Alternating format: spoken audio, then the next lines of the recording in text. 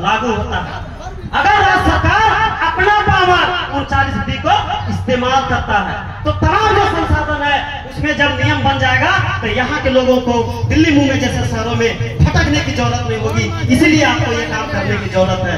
अंत में मैं ये कहना चाहूंगा कि क्षेत्र में जितने भी कोल ब्लॉक आवंटन हुए हैं, पगार का जो कोल ब्लॉक है, जब इसको एनटीपीसी को कोल ब्लॉक रद्द था, ऐसे परिस्थिति में 200 एकड़ जमीन इसको आवंटित किया गया है। ये सीधा एमयू के नियम के खिलाफ है। हम लोग इसके खिलाफ कोर्ट जाने वाले हैं। मैं आप लोगों को कह देता हूं कि ऐसे ऐसे घटनाएं तमाम जगह हो रहे हैं। इसलिए हमको तो ये कहते हुए शर्म लगता है कि यहाँ के जो डीसी महोदया हैं, पता नहीं इतना पतित क्यों बन रही हैं। सभी नियम को ताक में रख के जो काम कर रही है, इससे हमारा इनको कहना है, साला इतना तो झुमका नहीं गिरा होगा बरेली के बाजार में जितना डीसी साहिबा गिर गए ये अम्बानी अडानी और एनटीपीसी के प्यार में।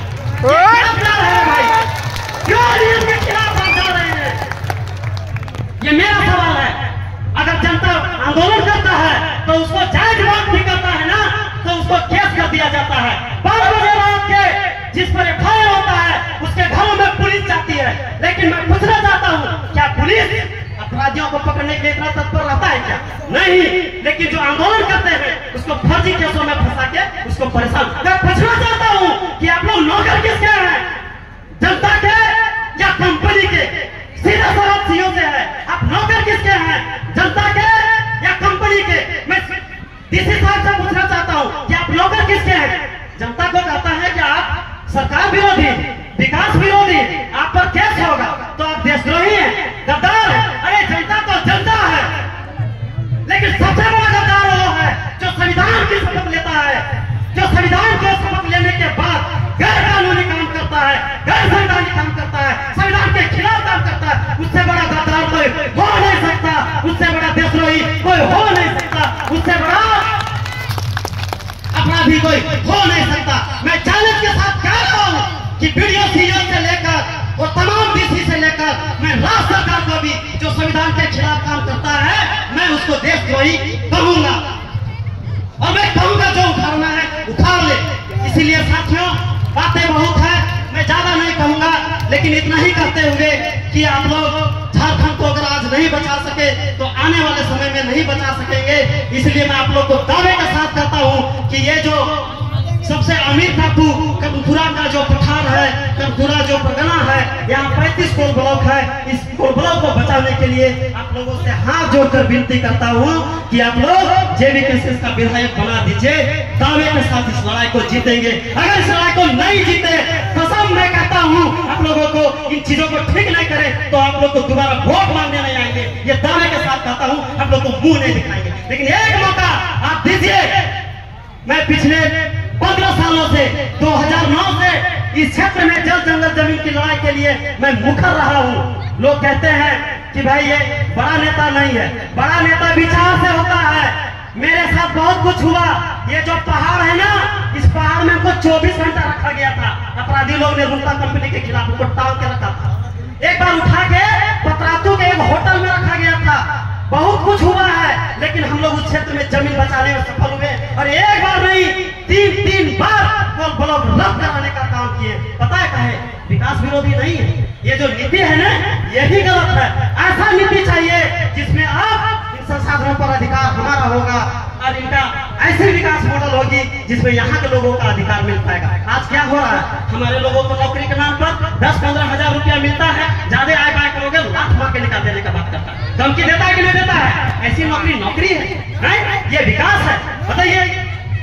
झारखंड की जमीन में औसतन 70 करोड़ का कोयला है, 70 करोड़, और खनन विपणन करने में उसका 20 करोड़ से ज्यादा खर्चा नहीं है। उसको बच रहा है 50 करोड़। और आपको एक बार कितना मिल रहा है? 15-20 लाख का मुआवजा। और क्या मिलेगा?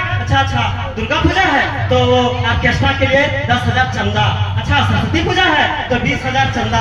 डीजे लगाने के लिए ये सब कुछ जोड़ दीजिए ना, आपको 1 करोड़ भी नहीं मिलेगा। और ये 10-20 हजार का नौकरी है ये भिखमंगा वाला काम। इसीलिए आपको 1-2 करोड़ भी नहीं मिलता है और वो 50 करोड़ का कमाता है, जबकि नियम ये कहता है कि संपत्ति के मालिक आप हैं, वो नहीं। तो ऐसा कहाँ है कि वो चाहे तो कोई कंपनी को ट्रांसफर कर देंगे तो वो मालिक बन जाएगा। इसीलिए मेघालय में एक मॉडल चल रहा है, जनता खुद कोयला निकालती है और वहां कांटा घर में वजन होता है। जो रोटी होता है काट के वहीं पे में दे दिया जाता है। हम लोग ऐसी व्यवस्था चाहते हैं जिसमें विस्थापन न भी होना पड़े, जमीन भी किसानों को रहे और यहाँ के लोगों का विकास हो। क्या आप लोग तैयार हैं? तैयार है ऐसी व्यवस्था के लिए? तैयार है कि लोग मालिक बने? तो ये नौकर बनने वाली सोच को खत्म करना पड़ेगा, आपको मालिक बनने के लिए सोचना पड़ेगा। तैयार है? चलिए, तो अगर तैयार है तो जयराम दा का विचारों को मजबूत कीजिए। निश्चित रूप से हम लोग यहाँ 4-5 बार कोयला सत्याग्रह किए हैं। आने वाले समय में सीधा टकराहट करेंगे, आर पार की लड़ाई होगी इन्हीं बातों के साथ। देखिए, झारखंड में बहुत सारे मुद्दे हैं। आज सामाजिक न्याय का बहुत सारा मसला है। आज आदिवासियों को सरना धर्म कोड नहीं मिला है। झारखंड का जो असली भावना है, इस भावना को कुचला जा रहा है। झारखंड की भाषा, झारखंड की संस्कृति, तमाम चीजों को दफन किया जा रहा है। हमारे जितने नेता लोग हैं, झारखंडी संस्कृति को प्रमोट करने में उनको शर्म लगता है। आज हमारे नेता लोग को कभी नहीं देखेंगे कि कर्म का बढ़िया ढंग से मनाएगा, लेकिन कर्मा कितना बढ़िया है। लोग बोलता है पिछड़ा है, पिछड़ा है। कर्मा मतलब आपको कर्म करना है। काहे? फसल पेट भरने के लिए फसल उपजाना, बीज को समझना, अंकुरण प्रक्रिया को जानना और जावा को इन जब उठावा है बहन साहब, तो रोज दिन सुबह उठ के जगावे के काम करना।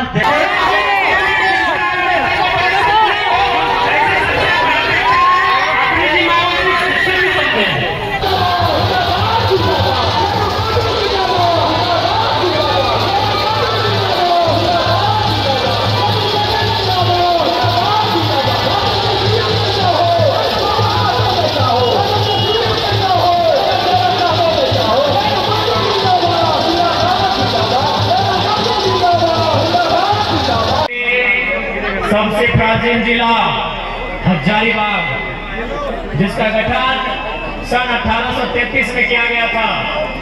सबसे प्राचीन जिला के बड़का गांव विधानसभा अंतर्गत केरगाड़ी के इस प्रखंड में कृषि फार्म के इस मैदान में आज के इस कार्यक्रम में उपस्थित तमाम हमारे अभिभावक, हमारी माताएं, हमारी दीदीगण, हमारे तमाम जनता जनार्दन, देवतुल्य जनता, आप सभी को नमन करते हैं, वंदन करते हैं, जुहार करते हैं, नमस्कार करते हैं, आदाब पेश करते हैं।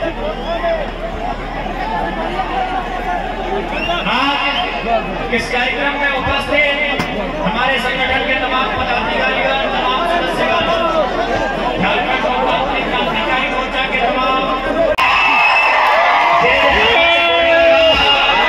सभी के संगे गोड़ लगे जो आशीर्वाद चारों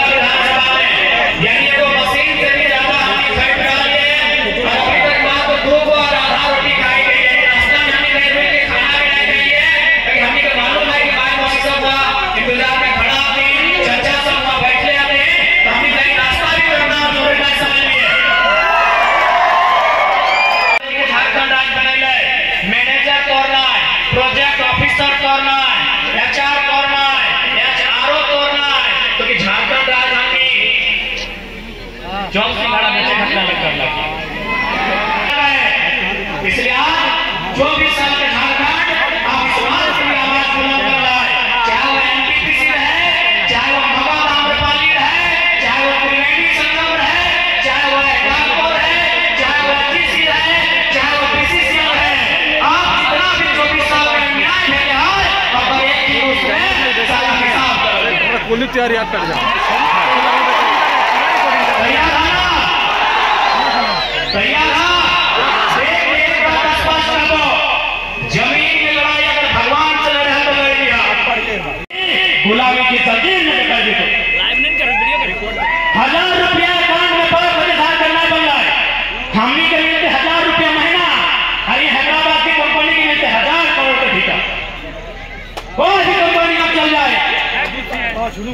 भी कंपनी जहां आउटसोर्सिंग से में टेंडर का माध्यम है, जहां एलएनसी का माध्यम है, एक झारखंड का नहीं है, एक झारखंड में किसी का नहीं है।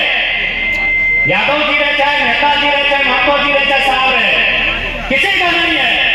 चाहे मुंडा जी रहे, चाहे सोरेन जी रहे, एक वो नहीं है किसी का। कंपनी कहां की? हैदराबाद की। कंपनी कहां की? गुजरात की। कंपनी का मतलब क्या है मालूम है ना? कंपनी के इतिहास जानना है ना? कंपनी यानी ईस्ट इंडिया कंपनी। भारत की लड़ाई कभी अंग्रेजों से मूल नहीं थी, हमारी लड़ाई मूल ईस्ट इंडिया कंपनी के खिलाफ थी। वही कंपनी आज भी आ रही है, बस नाम बदल गया। आज उसका नाम ईस्ट इंडिया कंपनी नहीं है, आज उसका नाम एनटीपीसी है, आज उसका नाम मगध आम्रपाली है, आज उसका नाम त्रिवेणी है, आज उसका नाम फलना है, चिलना है, ढकना है। वही सिस्टम है, बस तरीका बदला है, वही सिस्टम आज भी है। तो इसलिए हम लोग इस बात को आपको गारंटी देते हैं कि यदि हम लोग सरकार में आते हैं, आप घर में रहिएगा, लड़ाई हम लोग लड़ेंगे। झारखंड में सीधा उंगली से घी नहीं निकलने वाला हो। एक बात साफ साफ बोल रहे, कोई सरकार में आवे, हेमंत सोरेन आवे, सुदेश महतो आवे, बाबूलाल मरांडी आवे, अर्जुन मुंडा आवे, चंपई सोरेन आवे, चाहे से मनोहर दास आवे, कोई भी सरकार में आवे, झारखंड में सीधा उंगली से घी नहीं निकलता। झारखंड में उतने नेता बनाओ जो उन्हें टेढ़ा करके उठा पटक करके लड़ सको। हिस्सेदारी की बात करनी होगी, अधिकार की बात करनी होगी, न्याय की बात करनी होगी। अच्छा मेरे बात बताइए,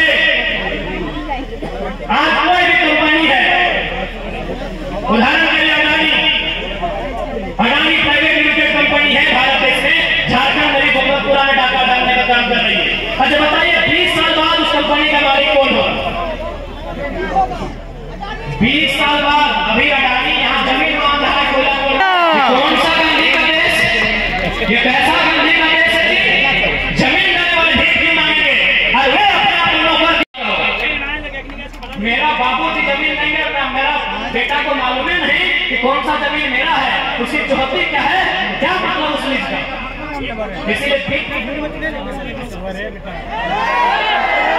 इसलिए 20 से 25 साल का लीड होगा।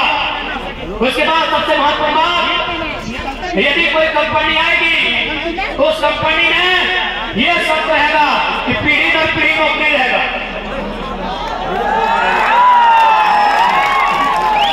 एक पीढ़ी नौकरी क्यों करेंगे भाई? एक पीढ़ी के झारखंड बना है क्या? टाटा ने 1907 में जमीन लिया था, आज भी मालिक है, आज 5 पीढ़ी के बाद भी मालिक है। तो हम नौकरी एक पीढ़ी के लिए क्यों लेंगे? हमने भी जमीन लिया है, हमने भी जमीन लिया है। इसीलिए जब तक